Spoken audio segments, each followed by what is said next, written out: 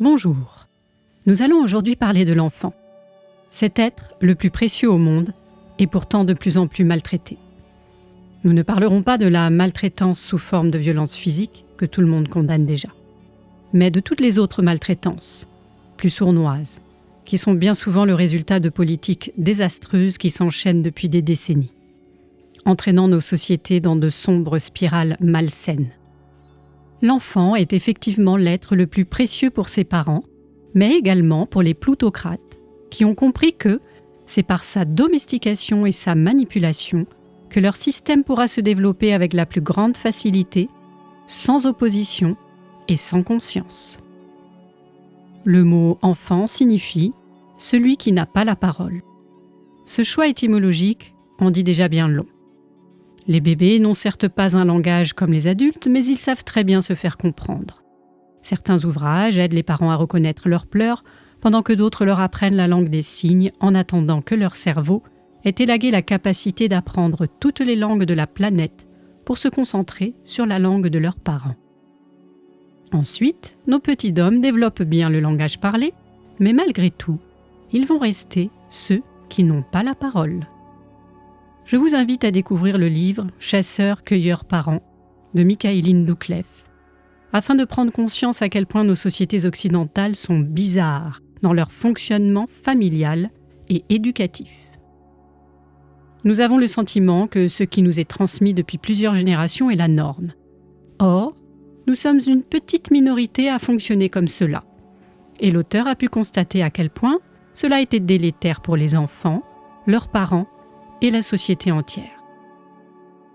Nous faisons à la fois tout tourner autour de l'enfant, mais en lui refusant toute participation aux activités de la vie quotidienne.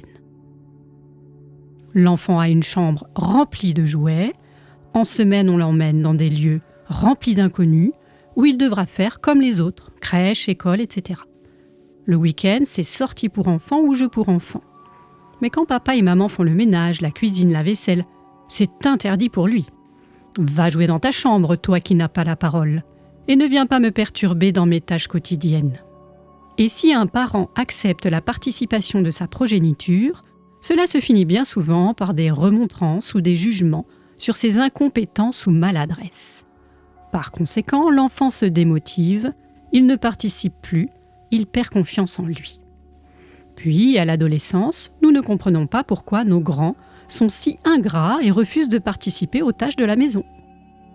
Dans les autres sociétés, et dans un passé pas si lointain chez nous, l'enfant accompagne l'adulte dans tous ses actes de la vie quotidienne. On le laisse faire des tâches et surtout, si elles sont mal faites, on ne lui dit rien. L'enfant met partout quand il cuisine ? C'est normal, c'est de son âge. Il apprend. On oublie qu'apprendre, c'est mal faire ce que l'on n'a pas encore appris, comme l'explique le docteur en éducation et sociologie, Jean-Pierre Lepris. Autre point crucial que relève Isabelle Filiosa dans la préface de Chasseurs-cueilleurs parents, c'est l'aberration de la famille nucléaire. Nos plutocrates malveillants ont bien travaillé à couper le lien entre les familles et les individus. Les voisins ne se connaissent plus. C'est tout le monde chez soi et on divise les générations pour isoler les parents, les faire se sentir seuls et incompétents, et du coup, délaisser les heures les plus précieuses des journées de nos bambins aux mains de la société qui sait tellement mieux faire. Et la société se frotte les mains. Elle va pouvoir inculquer, manipuler, brider, anéantir toute forme d'esprit critique et toute créativité. Une véritable fabrique de la pensée unique. Selon Ariane Biléran et Slobodan Despot, même l'université est devenue le terreau du totalitarisme. Les enseignants sont bien évidemment complices malgré eux, ils croient vraiment aux vertus de leur emploi et sont souvent de vrais passionnés. Mais malheureusement, le mammouth est trop puissant. Nos plutocrates ne veulent pas prendre le risque que quelques individus libres, créatifs et avec l'esprit critique viennent les déranger. Alors ils entravent largement la liberté d'instruire en famille ou dans des écoles alternatives que le droit international nous octroie pourtant. Le Conseil d'État l'a confirmé il y a peu. Le bien supérieur de l'enfant ne peut être déterminé par la famille. c'est l'administration qui décide de ce qui convient ou non à nos enfants. En totale contradiction avec la Constitution et bien sûr avec la Convention du droit international de l'enfant qui est au sommet de la pyramide du droit.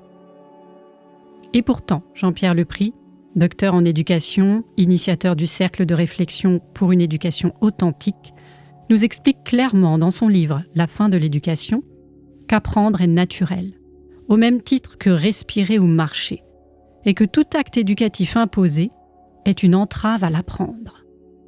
Car l'apprendre vient de soi, au bon moment pour soi, dans son propre rythme, et sera alors un apprentissage facile, heureux et durable. Qui se souvient de tout ce qu'il a appris à l'école ? Personne. Connaissez-vous la différence entre un bon et un mauvais élève ? Le mauvais élève oublie sa leçon 1 heure avant le contrôle.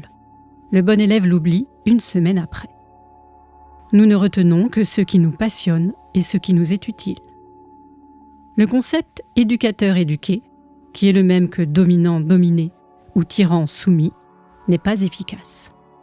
Si un éduqué ne veut pas apprendre ou n'est pas prêt à apprendre ce que veut lui transmettre l'éducateur, il n'apprendra pas, même du meilleur des enseignants. En revanche, voici la liste de ce que nous apprenons efficacement à l'école par Jean-Pierre Lepris. J'y apprends toujours plus. Après un apprentissage, il y en a un autre qui s'enchaîne. Donc, j'apprends mon incomplétude, le manque. J'apprends que je ne serai apprécié, aimé et heureux que si je comble ce manque. Face aux attentes des éducateurs et parents, j'apprends la peur. J'apprends à me soumettre, à me conformer, à recevoir des informations, ne pas parler, ne pas m'exprimer. J'apprends le temps contraint, l'horloge bien plus que le maître dirige mes activités. J'apprends la pensée contrainte, un autre décide pour moi ce que sera aujourd'hui. J'apprends un savoir mort, relié à rien dans la vie. L'inutilité de ce que je fais, le désintérêt. J'apprends à être isolé au milieu des autres, à être surveillé en permanence, à exécuter les consignes, à obéir aux ordres. J'apprends à être jugé, à me standardiser. J'apprends la compétition. J'apprends que la technologie, c'est le progrès. L'enseignement est un processus de destruction. Abel Faure disait déjà en 1909 dans L'individu et les diplômes : ô malheureux enfants, victimes perpétuelles de la pédagogie française, livrés sans défense à toutes les entreprises, matière inerte que l'on broie, que l'on piétine et que l'on façonne, que l'on martyrise, sur qui s'acharne l'effort des pédagogues obstinés, à t'arracher morceau par morceau ton originalité, ton activité, tes spontanéités, en un mot, ta vie, afin de leur substituer une vie qui n'est pas ta vie, un mouvement qui n'est pas ton mouvement. Mais n'ayez crainte, chers enseignants, cela ne veut pas dire que vous êtes inutiles. Tout individu a besoin d'autres individus pour apprendre. De manière générale, apprendre, c'est vivre, et vivre, c'est apprendre. En observant, en pratiquant, en faisant mal ce que l'on n'a pas encore appris. Mais quand un besoin se fait sentir, qu'un enthousiasme emmène une personne vers un domaine ou un autre, quand c'est son moment, alors l'enseignant pourra répondre à cet enthousiasme et se mettre à sa disposition. Gunther Pauli, initiateur de la Blue Economy, explique que pour donner envie aux enfants de construire des bateaux comme le Porrima, que vous retrouverez dans la bulle numéro 13, et acquérir toutes les compétences techniques, il faut d'abord les faire rêver de voyage, d'exploration de nouveaux mondes. Le reste viendra automatiquement. Dans les tribus rencontrées par Michaeline, les personnes qui entourent les enfants ne font pas de longs discours, ils ne crient jamais, même quand un enfant fait une bêtise ou une colère, car tout cela est normal. Ils disent parfois quelques mots, mais surtout, ils font. Les enfants utilisent alors leurs neurones miroirs et apprennent en observant, tout naturellement. Chez nous, les parents se mettent trop souvent dans la position du sachant et du dominant. Même dans les félicitations et les récompenses se cachent les punitions et les jugements, entravant l'apprendre de nos enfants. Dans les tribus, l'enfant évolue au milieu de nombreux adultes et nombreux enfants, l'apprentissage provient souvent d'autres enfants. Il n'est pas nécessaire d'être un expert pour partager son apprendre. L'enfant est nourri par une multitude de choses à observer, découvrir, respecter. Ce n'est pas le monde qui évolue autour de lui comme chez nous, c'est lui qui évolue dans ce monde et y trouve sa place, son enthousiasme. Un équilibre naturel se crée entre lui et les autres, entre lui et le monde. La notion même d'enfant n'est née qu'au XVIIIe siècle. Il évoluait dans le monde qui l'entourait, puis petit à petit, on s'est inquiété de pouvoir offrir aux enfants des possibilités d'apprendre au-delà de ce qui les entoure, de pouvoir faire autre chose que ses parents ou sa famille, autre chose que sa tribu ou son village.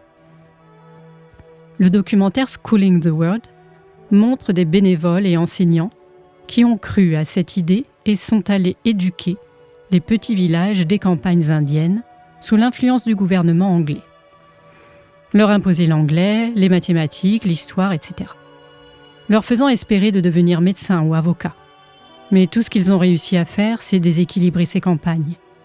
Ces enfants ont fini dans les bidonvilles de New Delhi. Ne parlant plus leur patois, coupés de leur famille, ne sachant plus cultiver la terre, préserver leur village, s'occuper des anciens. Leur vie avant était simple, mais ils mangeaient à leur faim, ils étaient utiles pour leur famille et leur village. Aujourd'hui, ils vivent dans la misère, la pollution et la solitude. Les villages se meurent. Pourtant, d'autres solutions existent. Jean-Pierre Lepris nous transmet dans son livre des associations qui transmettent le savoir à ceux qui en ont le désir et l'enthousiasme. Je vous invite également à découvrir le reportage « Être et devenir » et « Les enfants de Summerhill ». Dans le premier, vous découvrirez comment se passent les apprentissages autonomes, en famille, et dans le second, une école démocratique, où il n'y a ni interférence avec le développement de l'enfant, ni pression sur lui. Là encore, le maître mot est « autonomie ». Vous pouvez également découvrir le livre témoignage d'André Stern et « Je ne suis jamais allé à l'école ». Là encore, nous découvrirons comment, dans les apprentissages complètement autonomes, les passions s'enchaînent. Les liens sociaux sont nombreux et précieux et cet enfant a appris plusieurs langues, a programmé des ordinateurs, est devenu guitariste, magicien, comédien, luthier, journaliste, auteur, conférencier, etc. Les parents d'André Stern n'étaient pourtant ni guitaristes, ni luthiers, ni informaticiens. Les apprentissages autonomes n'enferment donc pas dans un niveau social et ne condamnent pas les enfants à faire comme leurs parents. Chez nous, l'idée de lutter contre les inégalités sociales grâce à l'éducation nationale est encore très présente. Pourtant, les faits sont là. Le dernier rapport PISA montre que les inégalités sociales se creusent. Un véritable échec ou une grande réussite ? Jean-Paul Bréguely nous explique dans son livre « La fabrique du crétin » que tout est fait volontairement. Le niveau scolaire ne doit surtout pas être trop bon. Il faut la bonne quantité de main-d'œuvre, d'ouvriers, d'ingénieurs dociles pour satisfaire l'industrie et la finance, encore et toujours. Et pour cela, notre système scolaire est parfait. L'équilibre pour nos plutocrates, le déséquilibre et la destruction pour l'humanité. La question pour nous est de savoir comment retrouver un véritable équilibre dans notre société malade. L'homme est un animal social, mais nous avons été dépossédés de nos liens. Refaire du lien, refaire société. Est-ce là notre mission première ? Être capable de nous lier pour retrouver du sens, des valeurs, et du coup, devenir des citoyens à part entière, et non des enfants politiques. Ceux qui n'ont pas la parole, comme le dit Étienne Chouard. Et grâce à cette parole retrouvée, pouvoir décider de ce que nous voulons comme société pour nos petits hommes. Oui, il est temps de retrouver notre parole, car nous avons laissé la maltraitance sévir terriblement sur nos enfants ces 3 dernières années. Distanciation sociale, confinement, masque, injection expérimentale, apartheid avec le pass. Toutes ces mesures sont aujourd'hui reconnues par les plus grands scientifiques comme étant inutiles et totalement néfastes pour nous et encore plus particulièrement pour les enfants. Les collectifs de pédiatres et psychologues, à l'image de Marie-Estelle Dupont, n'ont eu de cesse d'alerter les pouvoirs publics des méfaits sur les enfants, avec à la clé une baisse de niveau intellectuel, un retard de langage, une augmentation des consultations en psychiatrie ou psychologie pédiatrique, une augmentation des suicides et l'apparition de suicides chez les tout-petits. Les pouvoirs publics ont été maltraitants, les enseignants ont été maltraitants, les médecins ont été maltraitants et les parents ont été maltraitants. Et n'autorisons pas le discours « on ne savait pas », car les lockdown files, c'est-à-dire les dossiers confinement qui ont été dévoilés en Angleterre, démontrent que les gouvernements savaient que toutes ces mesures étaient inutiles et néfastes. Mais ils les ont quand même appliquées, usant parfois de propos humiliants comme « on va leur faire faire dans leurs pantalons ». Nos dirigeants partout en Occident obéissaient au cabinet de conseil McKinsey, qui a financé les campagnes de Macron et qui est responsable de 500 000 morts aux États-Unis dans l'affaire des opioïdes. Quant à Pfizer, c'est une entreprise condamnée à plusieurs milliards d'amendes ces dernières années pour falsification de données et charlatanisme. De nombreux échanges publiés en Angleterre démontrent le mépris envers la population, y compris et particulièrement les enfants. Il est donc temps que nous arrêtions de les laisser décider pour nous. Si eux y ont un intérêt, nous, parents, nous n'en avons aucun. Alors, n'acceptons plus jamais ce genre de maltraitance envers nos petits. Si nous avions fait preuve d'esprit critique, nous aurions refusé tout cela. Les enfants n'étaient pas en danger face au virus. Alors laissons-les tranquilles. Maintenant qu'on les laisse respirer librement, on leur impose à l'école primaire une éducation sexuelle traumatisante, déstructurante. Là encore, les consultations en psychologie explosent. On leur dit dès 5 ans qu'on peut changer de sexe ou de prénom si on ne se sent pas bien, et dès 9 ans qu'on peut sucer des sexes masculins ou féminins pour se faire du bien. Vous trouverez en lien les témoignages de 3 psychologues cliniciennes recevant en consultation les dégâts de ces politiques scandaleuses. Où la folie et la maltraitance envers nos enfants s'arrêtera-t-elle ? Si cette dernière fait un peu parler d'elle, même sur les médias propagandistes, d'autres sont plus dissimulées. La première, c'est l'objet de lobotomie de l'enfant par excellence, l'écran. Vous pouvez regarder la bulle d'éveil numéro 12, qui résume l'ensemble des dégâts sur les enfants de nos sociétés, avec la baisse de QI, l'augmentation de l'autisme et l'altération des capacités d'attention, mais également les dégâts sur les enfants africains et asiatiques qui meurent ou vivent dans des conditions carcérales pour construire ces engins. La seconde, ce sont les placements abusifs et les limites de l'ASE, aide sociale à l'enfance. Entre le manque de budget, le manque de formation des intervenants, les familles d'accueil qui ne sont pas sélectionnées, etc. Je vous joins une interview de maître Christine Serrada pour l'association L'Enfance au cœur, où vous pourrez notamment y lire ses propos. L'intérêt supérieur de l'enfant, qui est soi-disant le seul critère d'intervention des juges, des services sociaux, est un alibi pour décider à sa place, sans écouter ce qu'il a à dire, ce qu'il ressent. Des placements consécutifs à des lettres vengeresses envoyées par des pères pour blesser la mère et la priver des enfants. Un parent un peu casse-pied auprès d'une école. Cela peut aboutir à une IP, voire à un placement. Des parents qui choisissent l'école à la maison alors que l'école traditionnelle trouve cela vexant ou n'est pas d'accord avec cette démarche pourtant légale. Cela peut donner une IP entraînant une investigation qui, forcément, trouvera tout un tas de défauts aux 10 parents. Et un placement. Une mère qui élève seule ses enfants, qui a un tempérament un peu anxieux ou qui traverse un moment moralement un peu difficile, peut donner lieu à une IP d'un psychologue quelconque, et une IP déclenche la machine.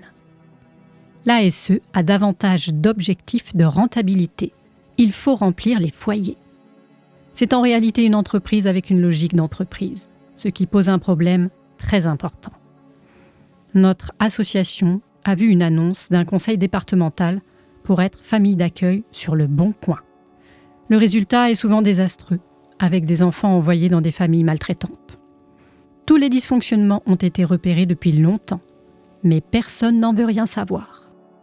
Contrairement au Canada, en France, les juges des enfants ne sont pas formés au recueil de la parole des enfants, pas plus que les juges au pénal, et ne sont pas tenus de s'adjoindre un pédopsychiatre ou un pédopsychologue.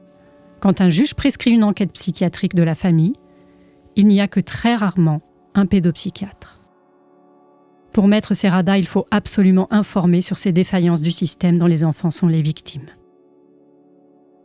La troisième, c'est bien sûr la pédophilie. Je vous invite à consulter l'énorme travail de Carl Zero sur sa chaîne Carl Zero TV et dans son magazine L'envers des affaires. Sujet tellement insupportable que nous détournons trop souvent les yeux, préférant rester sourds et aveugles. Pourtant, un enfant sur 5 est victime de pédophilie. Plutôt que des cours pour apprendre qu'on peut sucer des sexes, la raison voudrait qu'il y ait des cours pour apprendre aux enfants que leur corps leur appartient et que personne n'a le droit d'y toucher. Pour cela, il est temps que même les parents arrêtent de forcer les enfants à faire un bisou à tonton ou à mamie. C'est leur corps, ce sont eux qui décident pour ce genre de geste, et au niveau de l'intime, c'est interdit.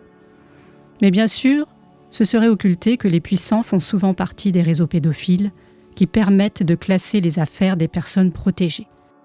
Alors, quel serait leur intérêt de protéger nos enfants ? Ariane Billéran nous informe dans son livre « L'imposture des droits sexuels » que c'est tout le contraire qui les anime. Là encore, c'est à nous de reprendre le pouvoir, car la société ne protégera pas nos enfants. Il serait intéressant de voir comment cela se passe dans un mode de vie tribu ou allo-famille, où l'enfant évolue toujours au milieu de nombreux enfants et adultes, et donc se trouve bien moins souvent isolé. Là encore, notre mode de vie sans lien nous montre ses limites et sa perversion. Je terminerai par la violence éducative ordinaire, qui n'est ordinaire qu'en France et quelques autres rares pays, mais qui est proscrite partout ailleurs. En opposition, l'éducation positive ou bienveillante est expliquée en long, en large et en travers par de nombreux spécialistes, comme la psychologue Isabelle Filiosa, la pédiatre Catherine Goegen, ou encore le duo Faber et Maslich, à gros renfort de neurosciences affectives et sociales, ne laissant planer aucun doute sur les méfaits de la fessée, des punitions, des cris, des humiliations, du chantage et autres récompenses ou étiquettes endommageant de nombreuses parties du cerveau, verrouillant les émotions, développant un stress en un mal-être tout au long de la vie. Il n'y a qu'à observer le record de consommation de psychotropes et autres somnifères en France. Même les télomères des chromosomes sont altérés, entraînant des maladies chroniques et une vie plus courte. Mais là encore, les sociétés sans famille nucléaire n'ont pas besoin de neurosciences et de coach. C'est tout naturellement que l'enfant est accompagné avec bienveillance et respect, sans qu'il ne devienne jamais enfant roi, ce qui serait une autre forme de maltraitance. Certains pays occidentaux se démarquent tout de même, comme les pays scandinaves. Le reportage « Si j'aurais su, je serais né en Suède » nous montre la différence de prise en compte de l'enfant. Les fessées et punitions y sont interdites depuis plus de 30 ans. Les parents peuvent s'occuper en alternance, soit 1 an chacun, soit en mi-temps chacun, de leur bébé jusqu'à ses 2 ans, sans perte de salaire. La présence parentale pour un bébé est très importante, et ils ont la possibilité de se retrouver avec d'autres parents et leurs enfants de tous les âges, tous les après-midi, pour être en lien, bien entourés.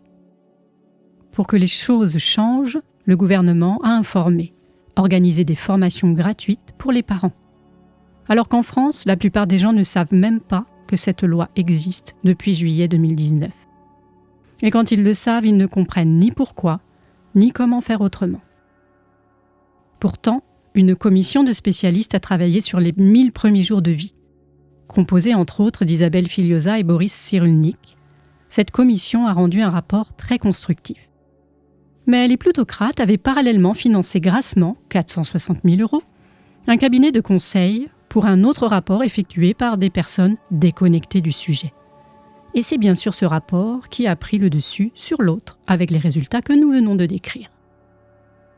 Un dernier petit point de maltraitance, cette fois in utero, par les nanoparticules de plastique et autres pesticides qui passent la barrière placentaire, entraînant des troubles de l'attention, de l'hyperactivité, du comportement, problèmes de fertilité et autres cancers.